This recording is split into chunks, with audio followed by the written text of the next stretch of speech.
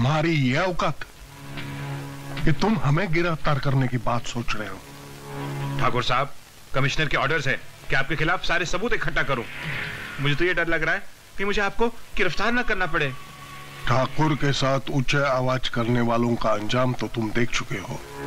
आप मेरी मजबूरी तो समझिए ना ठाकुर साहब। इंस्पेक्टर काली बहुत खतरनाक औरत है और बात बात में माँ बहन की गाली देती है। ओह, इंस्पेक्टर काली से कहो कि हम उसे मिलना चाहते हैं। जो हुक्म ठाकुर साहब।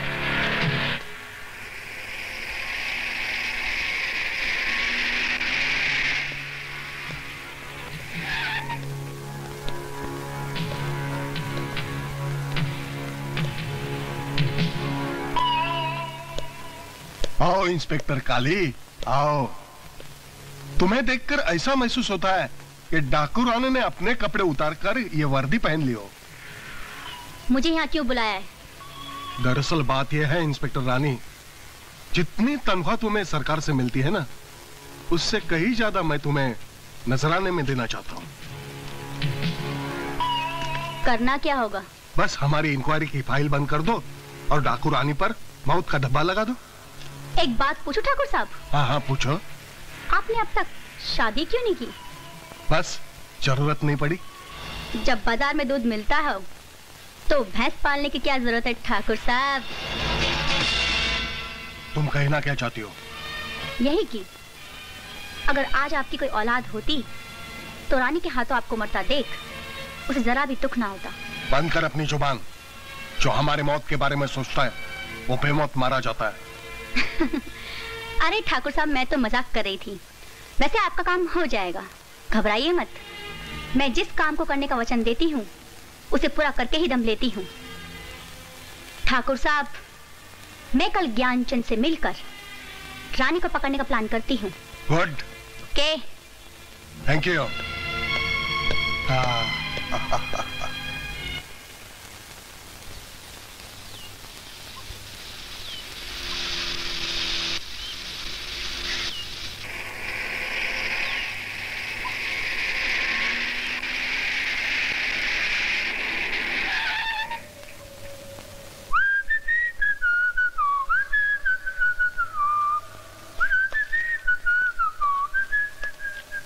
जगह तो अच्छी है।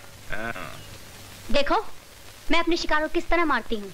अरे किस तरह से तुम डाकू रानी को मारोगी? वो कोई घरेलू घोड़ी थोड़ी है कि तुम नाम चिल्लाओगी और वो मरने के लिए हिनहिनाते हुए चली आएगी।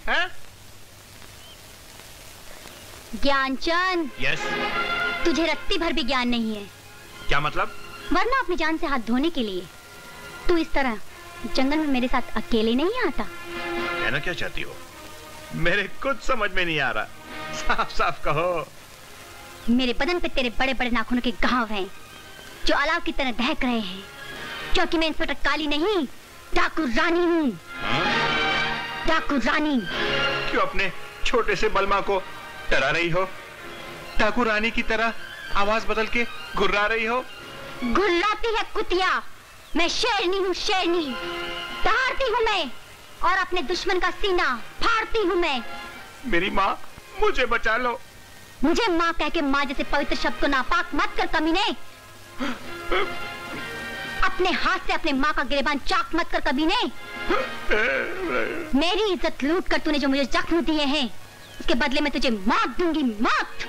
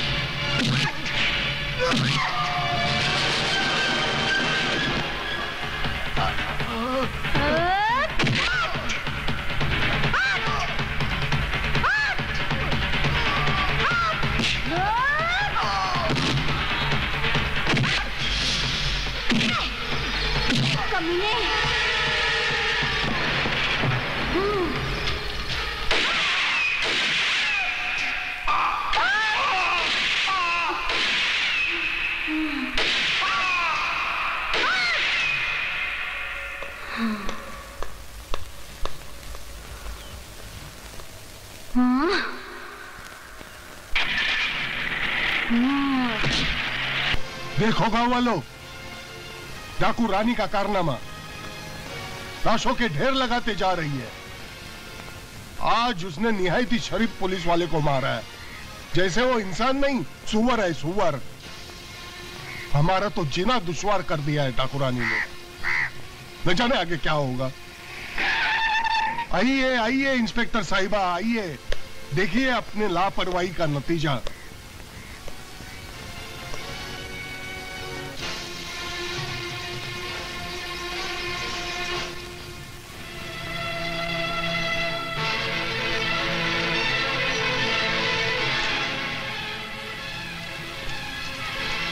इतने दिन हो गए, आज तक आपने डाकू रानी को नहीं पकड़ा। यही कारण है उसकी हिम्मत बढ़ती जा रही है। यहां तक आज उसने कानून का सर भी काट कर रखा है। ठाकुर साहब, ऐसे बेईमान पुलिस ऑफिसर के मरने से कानून का सर कटता नहीं, गर्व से ऊंचा होता है। क्या? इसमें लिखा है, वो एक बेईमान पुलिस ऑफिसर था, कानून के माथे पर एक बदनुमा दाग था, घर घर में कोहराम मचा रखा था। इसी ने ठाकुर के कहने पर अमित नाम के किसान को उसकी छोटी बहन के खून के झूठे इल्जाम में गिरफ्तार करवाया था। और इसी ने ठाकुर बलदेव की चंडाल चौकड़ी से मिलकर मेरी इज्जत लूटी थी। 3 को तो मैं ठिकाने लगा चुकी हूँ और अब नंबर है ठाकुर बलदेव सिंह का। ये तुम क्या कह रही हो? ये मैं नहीं कह रही हूँ, इस खत में लिखा है। ये लिखना पढ़ना छोड़ो, तुम कुछ करती क्यों नहीं? आखिर तुम इस मर्ज की दवा हो। रानी को पकड़ना इतना आसान नहीं, फिर भी हम कोशिश कर रहे हैं। कोशिशें कब तक करती रहोगी? कभी कोशिशें कामयाब करने का भी वादा करो।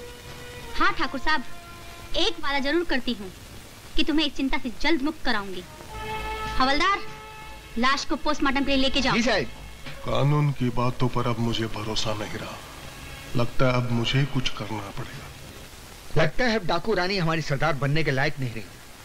बेहतर है कि उससे गोली मार देना चाहिए, वरना हम भी पुलिस के लपेटे में आ जाएंगे। हाँ, कल्लू ठीक बोलता है। हाँ हाँ, कल्लू ठीक बोलता है।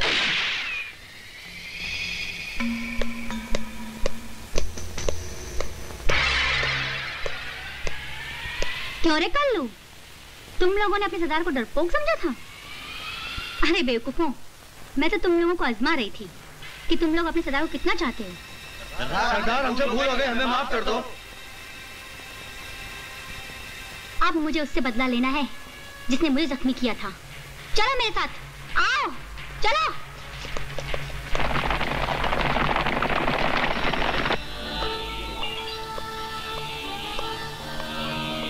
काले, काली मेरी बात तो सुनो। अमित, मेरे पास तुम्हारी फालतू बात सुनने का वक्त नहीं है, प्लीज तुम जाओ। रानी बेटी, तू हरिपुर से क्या आई? अपनी माँ को ही भूल गई? ये मुझे काली समझ रही है। मैं एक माँ को धोखे में नहीं रख सकती। मुझे सच सच बताना होगा कि मैं काली नहीं, डाकू रानी हूँ। और ये कौन है? ये अमित है माँ जी। और मैं तुम्हारी बेटी काली नहीं, रानी हूँ, रानी, डाकू रानी। तुम्हारी बेटी तो काली। तूने मुझे मारने की कोशिश की है, मैं तुझे जिंदा नहीं छोड़ूंगी। काली मैं नहीं, मैं डाकू रानी हूँ। माँ, हकीकत तो ये है, ये काली है। डाकू रानी मैं हूँ, मैं। ये झूठ बोल रही है। डाकू रानी मैं हूँ, मैं तुझे जिंदा नहीं छोड़ूंगी। क्यों साथियों? हाँ हाँ, हमारी सरदार डाकू रानी आती है। क्या हो गया तुम लोगों को? तुम लोग अपने सरदार को नहीं पहचानते हो? अगर तू रानी है तो बता, तुम्हारे साथियों का नाम क्या है? इसमें सोचने की क्या बात है? तुम डाकू रानी हो ही नहीं तो बताओगे कैसे? मैं बताती हूँ। यह है कल्लू, यह है शंभू, यह है तराना। बेवकूफों, अपने सरदार को नहीं पहचानते? हम क्या करें? आप दोनों की शक्लें एक जैसी है, इसमें हमारी क्या गलती है? तुम काली हो या तुम रानी, मगर तुम दोनों बहनें हो। तुम दोनों ही मेरी बेटियां हो। ये क्या कह रही हो माँ? ये कैसे हो सकता माँ? ये सच है बेटी। ये उस वक्त की बात है जब तुम्हारे पिता एक बहादुर इंस्पेक्टर हुआ करते थे। उसी दौरान डाकू बिल्ला सिंह गांव का खजाना लूटकर ले जा रहा था।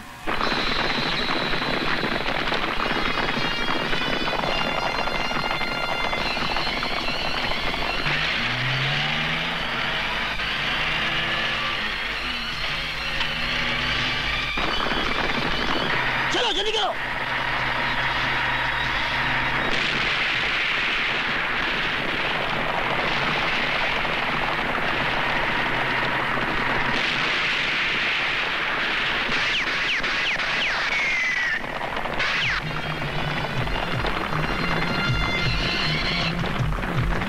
चलो जल्दी करो।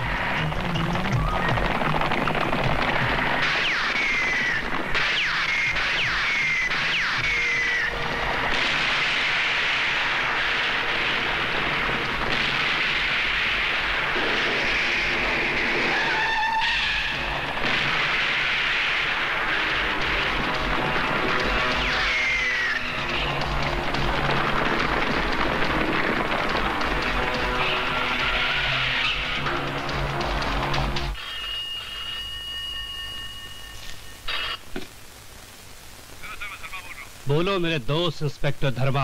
हाँ कमिश्नर साहब, बिल्ला डाकू तो भाग गया लेकिन खजाना मेरे हाथ लग गया है। मैंने उसे रिजर्व बैंक में भेज दिया है। वेल डन, तुमने बहुत अच्छा किया। मुझे तुम पर पूरा भरोसा है। आज नहीं तो कल वो जरूर पकड़ा जाएगा सर। इंस्पेक्टर धर्मा के हाथों से वो बच नहीं सकता, मैं आपसे वादा करता हूं। All the best.